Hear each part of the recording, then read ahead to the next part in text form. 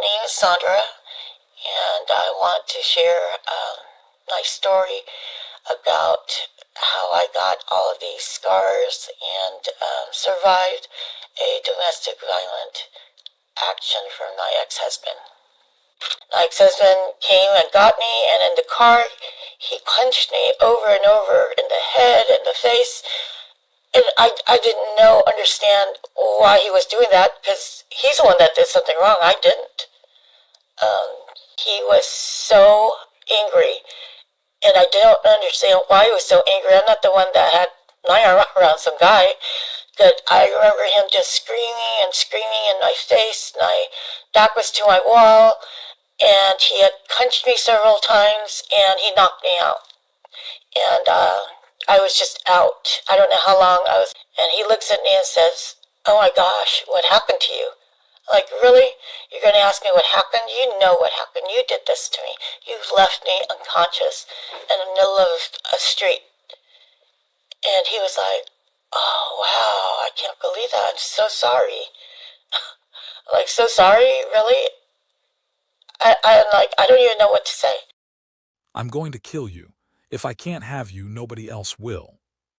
Those words echoed through Saundra's mind as she lay unconscious on the side of the street, her face unrecognizable, her life hanging by a thread. This is the story of a woman who stared death in the face and chose to live. A woman who lost everything except her will to survive. Before we dive into this haunting tale of survival, I want you to do something for me. Hit that like button, subscribe to Cold Crime Cases, and tell us in the comments where you're watching from. Your support helps us bring these important stories to light, stories that could save someone's life. And ladies, I need to tell you about something crucial. I've written a book specifically for you called True Crime Survival Guide, How to Stay Safe in a Dangerous World. It contains strategies and warning signs that every woman needs to know. You'll find the link in the description and pinned comment. Don't wait until it's too late. Now, let me take you back to where it all began. Saundra never imagined her life would become a cautionary tale. She was just a young woman enjoying a night out with her best friend at their favorite club. The music was loud, the drinks were flowing, and she wasn't looking for love. She'd already been through enough with a failed relationship and was focused on raising her 3-year-old daughter. "Wow, that guy is really checking you out," her best friend nudged her, gesturing across the crowded room. Saundra glanced over. "Really? I didn't even notice." "Girl, he can't take his eyes off you." That's when she saw him. Michael, 6'2", strikingly handsome with a smile that could light up a room. She'd seen him around before, but they'd never spoken. He had a reputation for attracting attention, especially from women. "He's not that bad looking," Saundra admitted, feeling a flutter of curiosity. What happened next seemed like a whirlwind romance torn from the pages of a fairy tale. Michael approached her with confidence, armed with compliments that made her blush. He told her she was beautiful, special, different from anyone he'd ever met. He brought her flowers, something no one had ever done before. For a single mother struggling to make ends meet, his attention felt like a lifeline. "You're the most amazing woman I've ever met," Michael whispered during one of their early dates.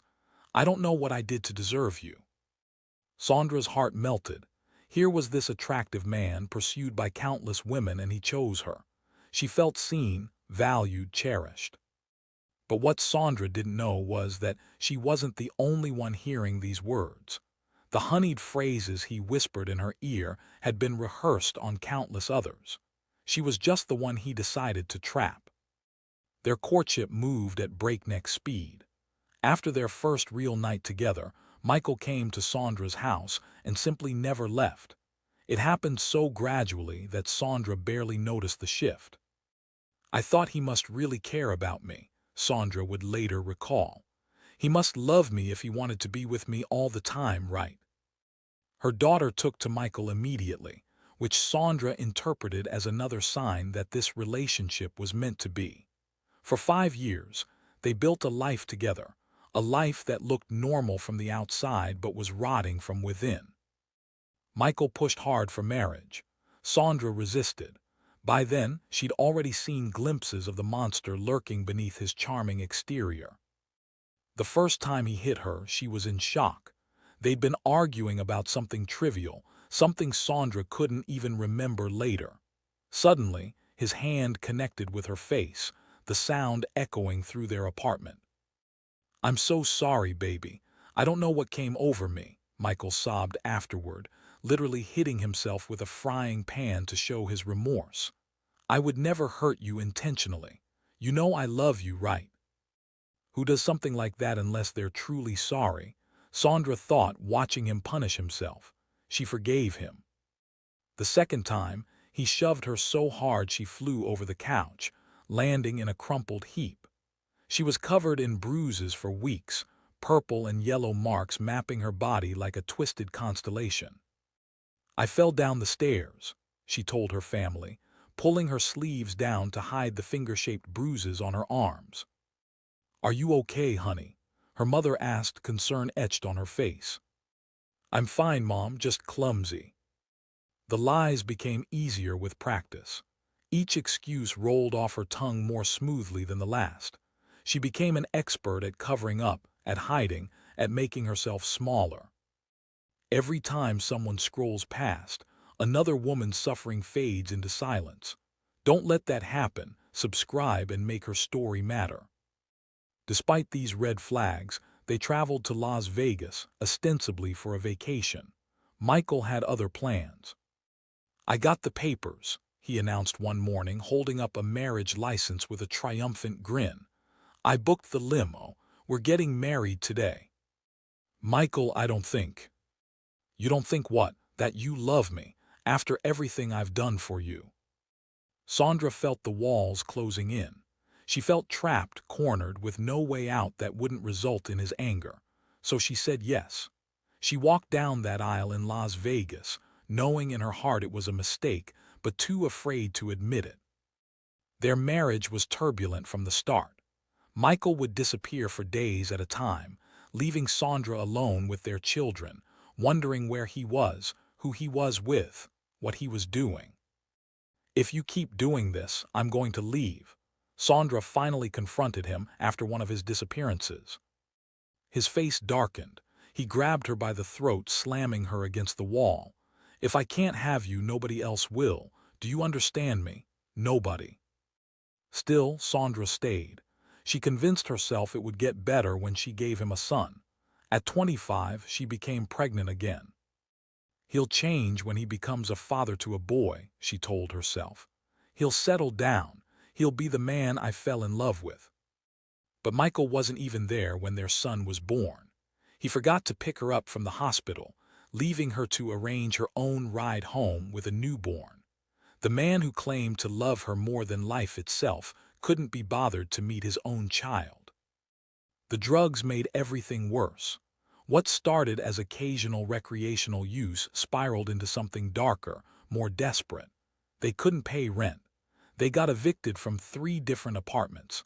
Saundra's once hopeful dreams of a stable family life crumbled like ash.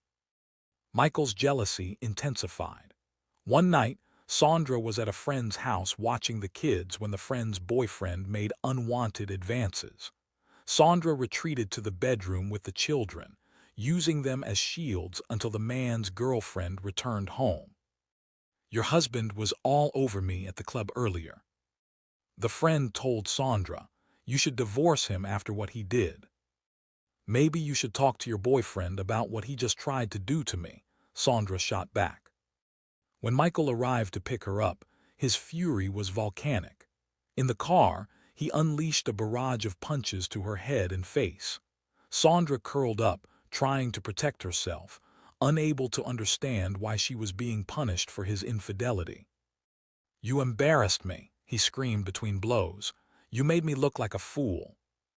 Here's my question for you, my genuine viewers who love these kinds of stories. What would you do differently if you were Saundra in this situation? When the man you love keeps apologizing but continues hurting you, when would you draw the line? Tell us in the comments, because your perspective might help someone facing the same nightmare right now. If stories like this make you want to protect the innocent and expose the truth, then don't just watch. Subscribe. That single click could be the reason another story finally gets heard. The final chapter of Saundra and Michael's relationship began on Saundra's 28th birthday. By this point, their marriage was a hollow shell. Michael was rarely home, and when he was, they barely spoke. Saundra knew he was seeing other women. She was exhausted, emotionally drained, and ready to end things. That night, they went to their usual bar, a place where they'd spent countless evenings during happier times. Saundra went to one side to be with her friends. Michael went to the other side to be with his. After a few hours, Saundra decided it was time to head home. She walked across the street to the other bar location to find Michael. When she opened the door, her heart sank. There he was, arms wrapped around Veronica, a woman who had been pursuing Michael for years. The woman caught Saundra's eye and smirked, a victorious gleam in her expression. Saundra said nothing. She simply turned and walked out, too tired to fight, too numb to care. But Michael followed her, and he was enraged. "Where do you think you're going?" he yelled, his face contorted with anger. "Home, Michael, I'm going home. You embarrassed me in there, walking out like that." "I embarrassed you. You had your arms around another woman." Saundra never saw the first punch coming. It connected with her jaw, snapping her head back. Then came another and another. He punched her against a wall, his fists moving like pistons. The world started spinning, darkening at the edges. Then everything went black. I walked out of the bar. He followed me, and he was so angry. And I don't understand why he was so angry. I'm not the one that had my arm around some guy. But I remember him just screaming and screaming in my face. My back was to my wall, and he had punched me several times, and he knocked me out. And I was just out. I don't know how long I was knocked out. That when I woke up again, I was on the side of the street, near the gutter. When Saundra regained consciousness, she wasn't against the wall anymore. She was lying in the gutter on the side of the street, her face pressed against cold, dirty concrete. Her head throbbed with agony. She couldn't open one of her eyes. She tried to touch her face, but her hands came away sticky with blood. He left me here, she thought, the realization cutting deeper than any physical wound. He knocked me out and left me unconscious on the street like garbage. Disoriented and in shock, Saundra somehow made her way back to the bar. Her friends took one look at her and gasped. "Oh my God, Saundra, what happened to your face?" "What do you mean?" Saundra asked, her words slurring. It's black and blue, it's swollen. You need to go to the hospital." But Saundra refused. She'd been drinking heavily that night, which she later realized probably saved her from feeling the full extent of her injuries. She went to a friend's house and looked in the mirror. The face staring back at her was unrecognizable. Her features were distorted, swollen to grotesque proportions, discolored with angry bruises that were already turning purple and black. At 3 a.m., Saundra finally went home. Michael was there, asleep in their bed with their son. She lay down on the couch, too devastated to even cry. The next morning, Michael emerged from the bedroom and stopped dead when he saw her. "Oh my God, what happened to you?" he asked, his eyes wide with apparent shock. Saundra stared at him in disbelief. "What happened to me? You did this, Michael. You beat me and left me unconscious in the street." I did. Oh wow, I can't believe it. I must have been really drunk. I'm so sorry, baby." Sorry, that word again. The word that had lost all meaning through years of repetition. "I'm in pain," Saundra said flatly. "I need Tylenol or something." Of course. I'll get you whatever you need. Let me get you some ice." He brought her a steak to put on her face, playing the concerned husband. But as the day progressed, Saundra's condition worsened. Her face continued to swell and a fever set in. "I need to go to the emergency room," she finally said. "Okay, let's go. I'll drive you." At the hospital, Michael spun his web of lies. She was mugged, he told the doctor. She went to the store early this morning and someone attacked her. The doctor examined Saundra, who by this point couldn't speak and was drifting in and out of consciousness. The diagnosis was grim. She's going to die within 3 days, the doctor told Saundra's family, who had rushed to the hospital. The infection has spread. There's nothing we can do.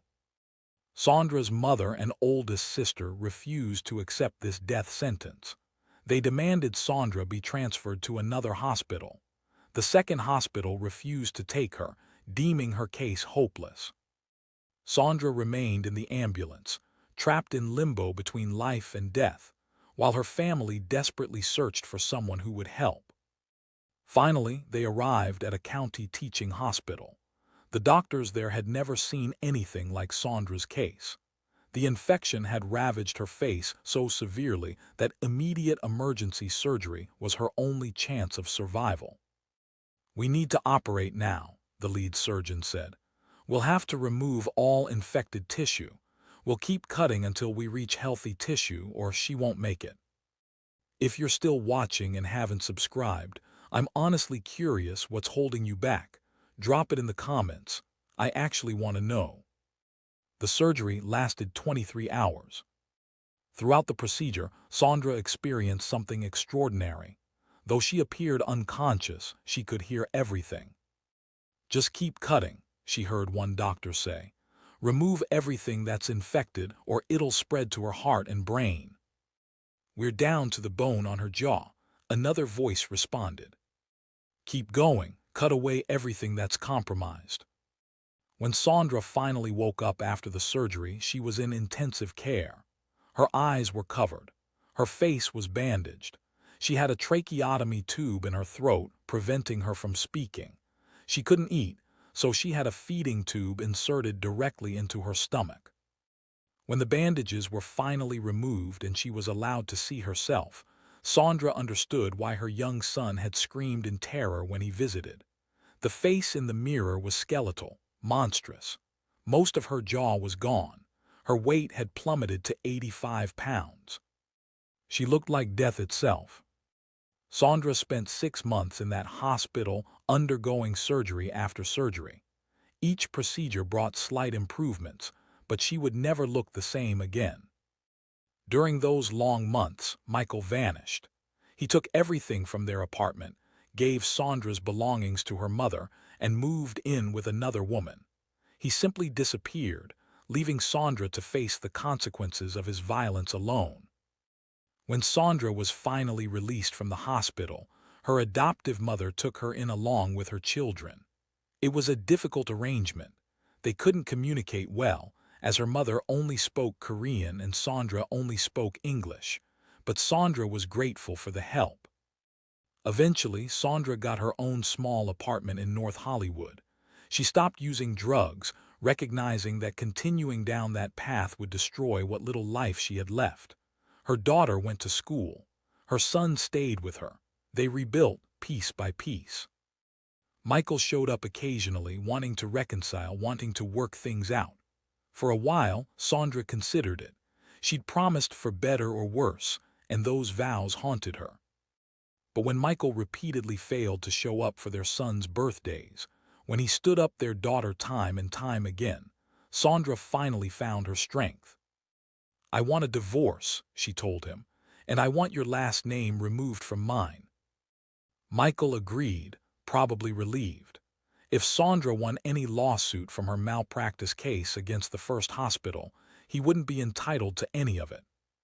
Saundra found refuge in a Christian women's home where she stayed for 7 years. 7 years of healing, of building a foundation, of learning to be strong again. When the home closed, she got her own apartment and continued her recovery. One day, a mentor from church invited Saundra to a retreat.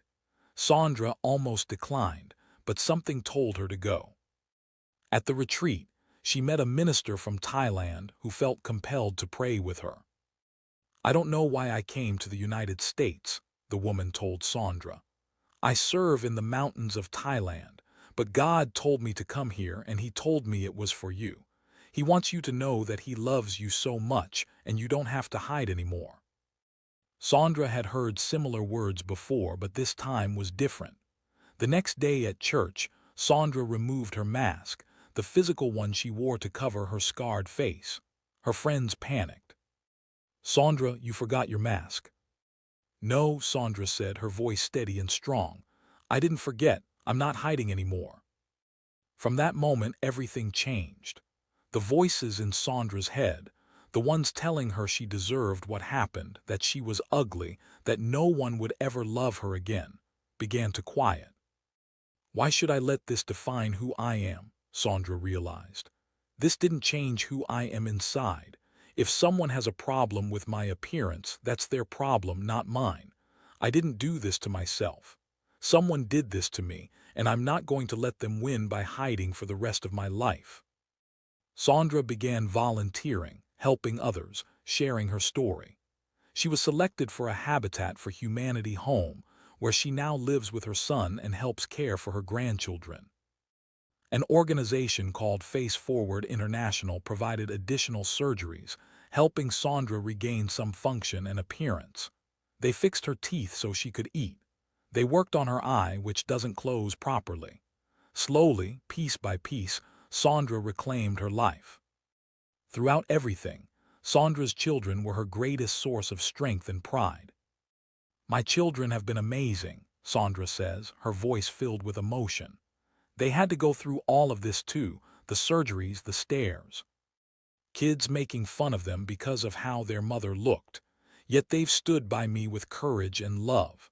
They're proud of me, and I'm proud of them." Imagine if it was your daughter, your sister, or your friend. Would you want their story buried under noise or told with care? Subscribing helps make sure nobody's story fades away. Not ready to subscribe? That's okay. But at least tell me why in the comments. I want to learn from you. Before we close, I want to circle back to something important. If you're a woman watching this, please check out my book, True Crime Survival Guide: How to Stay Safe in a Dangerous World. The link is in the description and pinned comment. The warning signs Saundra ignored could help you recognize danger before it's too late. Don't wait until you're fighting for your life. Saundra has a message for anyone trapped in an abusive relationship. "No one can tell you to leave until you're ready to leave," she says. "But when you're ready, please reach out for help. There are organizations and people who want to help you. Life without your abuser can be wonderful, amazing even. You can have a life where no one's beating you down, putting you down, hurting you." "And if you have children," Saundra continues, her voice urgent, "you need to fight for them. They're seeing everything, even when you think they're not noticing.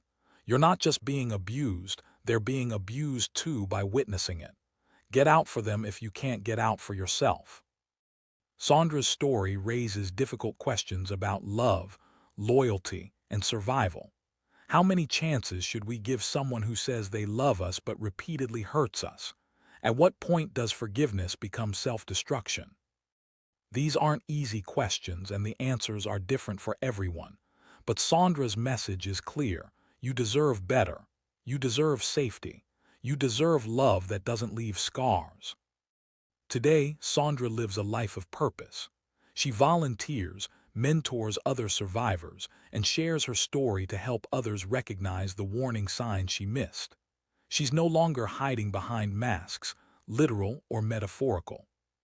"If I can help even one person by sharing what happened to me," Saundra says, "then everything I went through will have meaning." Saundra's face may be forever changed, but her spirit remains unbroken. She chose life over death, hope over despair, courage over hiding. She is a survivor in the truest sense of the word. If this story moved you, please hit that like button and subscribe to Cold Crime Cases. Share this video with someone who needs to hear Saundra's message. Drop a comment telling us what you thought, where you're watching from, and what lessons you're taking away from Saundra's incredible survival story. Remember, your voice matters, your story matters, your life matters. This is Cold Crime Cases, reminding you that even in our darkest moments, we have the power to choose survival, to choose strength, to choose life. Until next time, stay safe out there.